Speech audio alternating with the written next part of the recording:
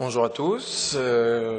Déjà, je suis Arnaud Malatrèche. Je suis cadre au service des brûlés à l'hôpital Édouard Herriot aux Hospices civils de Lyon. J'ai fait 5 ans de réanimation médicale pour vous parler quand même de ce sujet. Je remercie la commission infirmière du Congrès qui m'a invité pour débattre sur ce sujet. Pour bien sûr présenter le contre, avec toute la mauvaise foi qu'il y a en moi. Alors, j'ai pas de conflit d'intérêts. J'ai essayé de me renseigner. Il n'y a pas de lobby de la VVP. Donc voilà, j'ai pas reçu non plus de menaces de mort de la part des labos qui vendent des VVC. Ça devrait aller. Alors, en réanimation, un patient sur deux bénéficie d'un cathéter veineux central. Après, ça varie selon le type et les habitudes de chaque unité. Les indications, est-ce qu'elles sont toujours bien respectées? Quelles vont être les motivations? Alors ça va être selon le type de service, les réanimations médicales, chirurgicales, la gravité du patient. On va prendre aussi en compte le pronostic du patient, quel traitement il risque d'avoir. Et puis aussi, il faut prendre en compte la pression des soignants. Il nous est tous arrivé de recevoir un patient en début de soirée et se dire, lui, à un moment donné, on va peut-être lui mettre une VVC, ça serait peut-être bien qu'on la pose à 22h plutôt qu'à 4h du matin. Et qui n'a pas été voir son interne ou le médecin pour lui dire, dis donc, viens, on lui met cette VVC. Honnêtement, qui l'a déjà fait? Oh, honnêtement, hein. Bon, vous êtes des malades. Parce que il y a beaucoup de complications avec les voies veineuses centrales. Les événements indésirables varient entre de 5 à 19% et vont varier. Il va y avoir 3 types de complications: les complications mécaniques, les complications infectieuses et les complications thrombotiques. Dans cette étude qui est parue dans New England en 2015, alors en plus elle s'est intéressée à près de 3500 cathés centraux posés, et eux ils ont comparé. C'est les dernières données qu'on a sur, selon le site d'implantation, quelles complications sont entraînées derrière. Et on voit, selon la voie subclavière, jugulaire ou fémorale, laquelle entraîne plus ou moins de complications mécaniques ou le risque thrombotique ou bien une infection. Alors les complications mécaniques, ça va être les échecs de ponction, sachant que la voie jugulaire va entraîner plus d'échecs de ponction que la voie sous-clavière, les blessures veineuses, artérielles, lymphatiques, les fausses routes. Il peut y avoir, alors ça c'est plutôt rare et voire exceptionnel, perforation cardiaque, l'embolie du cathéter ou du guide. Ça, on a tous entendu parler de ces affaires, voire même vu. Le risque d'embolie gazeuse, et puis le risque de pneumothorax. C'est les complications mécaniques avec cette étude publiée l'an dernier montrent que le site sous-clavier est le plus à risque que le jugulaire, que le fémoral. Alors pour éviter les complications mécaniques, vous allez me dire oui, mais maintenant on a les échographes, les médecins utilisent l'échographie, c'est facile, ça évite toutes ces complications. Oui, mais il faut quand même du matériel adéquat. Hein. C'est pas les vieux échographes qui traînent dans les réanimations qui permettent l'efficacité du geste. Il faut former les médecins à ça. Il faut avoir des opérateurs compétents. Et puis le médecin qui va poser sa voix que avec l'échographe, au final, le jour où il n'y a pas d'échographe, est-ce qu'il va être encore capable de le faire sans? Et puis au niveau des enfants, c'est un petit peu plus compliqué. Alors poser une VVC, ça a des complications mécaniques. Et puis l'échographie, attention. Une VVC, ça va aussi entraîner des complications thrombotiques. Alors elles sont plutôt rares, on en entend moins parler, mais quand elles sont recherchées systématiquement, on retrouve 42% des cathéters. Le plus souvent, ça va être thrombophlébites septique, et puis le site fémoral, c'est celui qui est plus à risque par rapport au site jugulaire ou le sous-clavier. La voie veineuse centrale, c'est aussi des complications infectieuses. C'est la 3e cause d'infection nosocomiale en réanimation, derrière les pneumopathies et les infections urinaires. Alors il va y avoir l'infection locale du cathéter, sa colonisation ou voilà, l'infection générale, avec soit une contamination qui sera extraluminale ou endoluminale, et puis soit parce que par les produits injectés perfusés, et sinon un foyer qui va contaminer par voie hématogène. Les complications infectieuses, elles se retrouvent plus souvent avec le site fémoral que le jugulaire, que le sous-clavier. Et les complications infectieuses, ça entraîne un surcoût, une prolongation du durée d'hospitalisation, ça va aussi entraîner des antibiotiques, et ça coûte cher, et ça nous arrange pas trop en ces temps d'économie à l'hôpital. Vous allez me dire aussi, les voies veineuses centrales, on va en avoir besoin pour faire du monitoring cardiovasculaire. Le PICO, on en a besoin, la Swan-Ganz, on en a besoin pour traiter nos patients. Oui, mais bon, il faut quand même faire des mesures correctes, hein, il faut apprendre à le faire. Il faut aussi apprendre à interpréter les données. Et puis, les vasopresseurs peuvent fausser les résultats. On n'a pas non plus de valeur consensuelle autour du débit cardiaque, donc c'est bien vous de le calculer, mais qu'est-ce qu'on en fait ?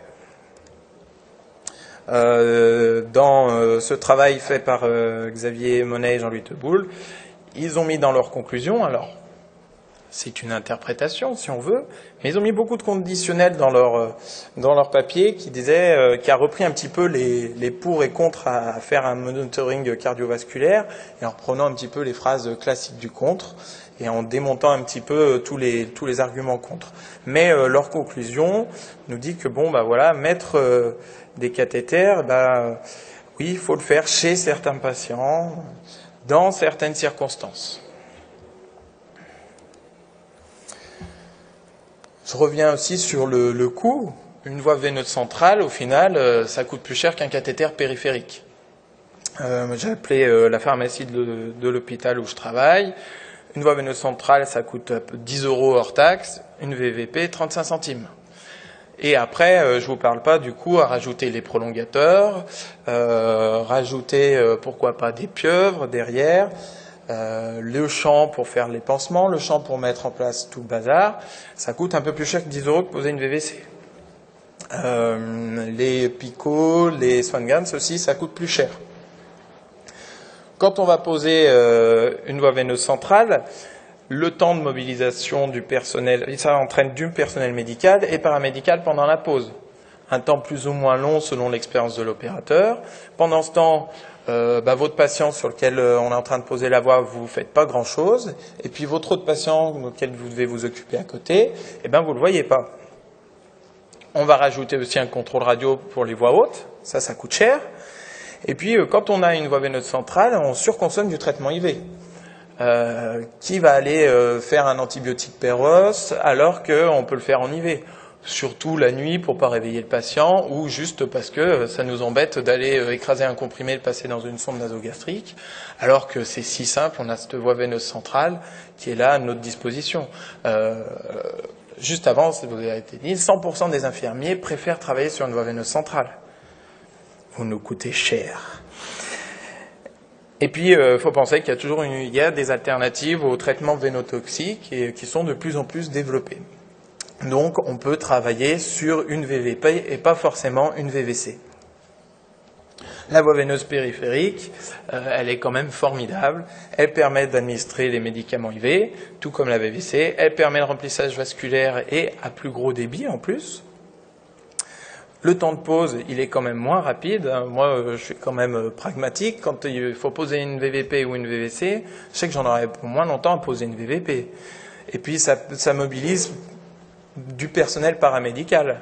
Et puis, c'est quand même un des seuls gestes invasifs que nous réalisons, nous infirmiers, et qu'on trouve quand même cool à faire, de poser une VVP.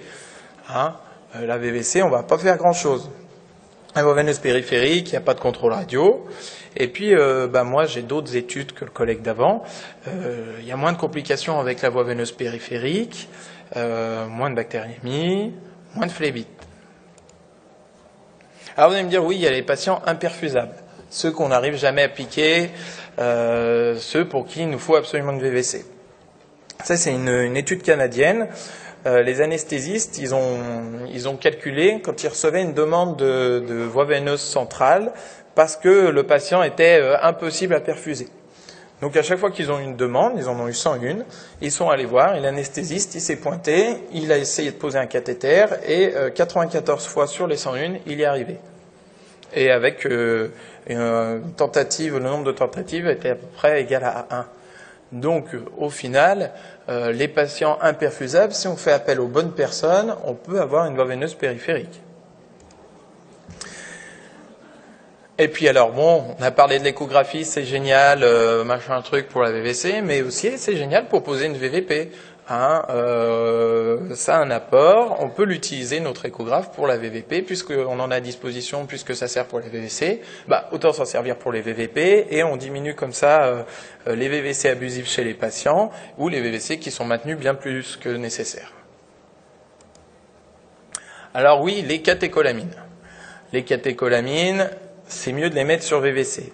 Ça fait partie des recommandations de la SRLF. Oui, il faut privilégier la voie veineuse centrale. Mais bon, ce qui est aussi important, c'est que ça soit mis sur un pouce-seringue.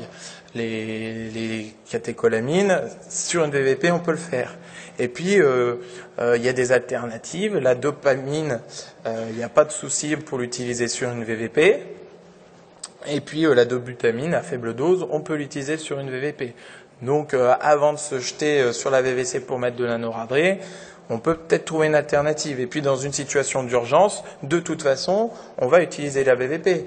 Le SAMU va pas poser une voie veineuse centrale pour mettre en route de la noradrénaline ou de l'adrénaline. Alors pourquoi on le ferait pas dans les services de réanimation? Surtout qu'on va peut-être avoir des patients qui vont avoir de la noradrénaline pour quelques heures parce qu'ils ont fait peut-être leur collapsus de reventilation ou autre chose. On va peut-être pas s'embêter à aller tous leur mettre une VVC qui coûte cher. Sur les VVC, on a de l'espace mort. Ça, c'est une étude aussi de l'année dernière qui a été faite à Lille, in vitro. En fait, ils ont regardé l'espace mort qu'il y avait sur les VVC. Ils ont regardé selon la vitesse et la concentration de la noradrénaline, le temps d'arrivée des catécholamines jusqu'au patient. Et vous voyez que sur des petites vitesses, on va mettre quasi un quart d'heure, 20 minutes à avoir la noradrénaline qui arrive. C'est cette courbe-là. Et que de toute façon, il faut du temps avant que les catécholamines arrivent au bout de la VVC. Ça nous fait dire aussi que peut-être que si on diminue la concentration d'amine, on augmente le débit, ça arrive plus vite, mais aussi si on l'utilise sur une VVP, ça sera aussi le fait de diluer, ça sera peut-être un petit peu moins vénotoxique. Et puis autre chose, une fois que c'est bien bon, on a de la noradrénaline ou de l'adrénaline sur notre VVP, on va poser une VVC. Mais qu'est-ce que c'est une galère quand il faut faire le relais VVP-VVC ? C'est un moment d'instabilité hémodynamique énorme pour le patient. Ça prend un temps pas possible à faire ce relais. Et puis, il n'y a pas vraiment de méthode miracle consensuelle pour s'en sortir. Alors, peut-être que si on maintient un petit moment notre catécholamine sur la VVP, ça se trouve, le patient va passer un cap, on va pouvoir diminuer, on ne va pas s'embêter avec ce genre de relais. Et puis le patient dans tout ça, alors je ne parle pas du patient sédaté, mais le patient quand même à qui on va poser une VVC, c'est pas très agréable. Si on la pose sur un site haut, on va se retrouver avec des chances sur la tête, c'est de l'inconfort. Même si on va aller faire une anesthésie locale, c'est quand même pas le plus confort. Et puis quand on a un patient qui a une voie veineuse centrale, on a moins de mobilisation précoce. Notre patient, on va le laisser plus facilement au lit parce que avec sa VVC, c'est dangereux, on va pas trop le lever. Et ça, c'est pas bien. Il faut mobiliser nos patients plus rapidement. Si on met des VVP, c'est plus simple. S'ils n'ont pas de VVC, on va y aller tout de suite. Et puis l'étude AWARE qui nous recommande aussi de moins sédater les patients. Si on n'a pas de VVC, on va systématiquement moins sédater nos patients. Toujours une étude canadienne qui a regardé dans une réanimation canadienne sur 28 jours les patients qui avaient une voie veineuse centrale et ils ont regardé s'ils en avaient une avec une indication appropriée. Et ils se sont rendus compte qu'un patient sur deux n'avait pas une indication appropriée de VVC. La VVC inutile, on n'en veut pas. Et enfin, cette petite réflexion qui a été publiée l'an dernier dans le JAMA, c'est un médecin qui a reçu une petite grand-mère qui faisait son choc septique, et puis elle commençait à avoir l'hypotension. Là, il savait que la prochaine étape, c'était de mettre en place la voie veineuse centrale pour mettre des amines. Il a expliqué tout ça à la famille, et puis la fille de la patiente lui a posé cette question: est-ce que ma maman, elle a vraiment besoin de cette voie veineuse centrale? Et de là est partie une réflexion pour le médecin à se dire: oui, je fais du systématique, mais peut-être que est-ce qu'on en a vraiment besoin? Est-ce que je vais faire de l'acharnement à aller mettre cette voie veineuse centrale? Et au final, cette patiente a pu partir tranquillement sans qu'elle ait eu besoin de VVC, d'amine, et puis l'escalade de la violence derrière pour essayer de maintenir une vie où une personne voulait partir tranquillement. Alors oui, la voie veineuse centrale, c'est la voie d'abord de la réanimation, mais il y a plusieurs complications, mécaniques, thrombotiques, infectieuses. Il faut donc toujours réfléchir à son implantation, penser aux bénéfices-risques pour le patient, et puis pas négliger la VVP. C'est un très bon moyen pour débuter une réanimation. Ça peut permettre du remplissage, on peut quand même passer des amines, et pour tout cela, donc, il ne faut pas de cathéter veineux central à l'entrée pour tous les patients de réanimation. Voilà.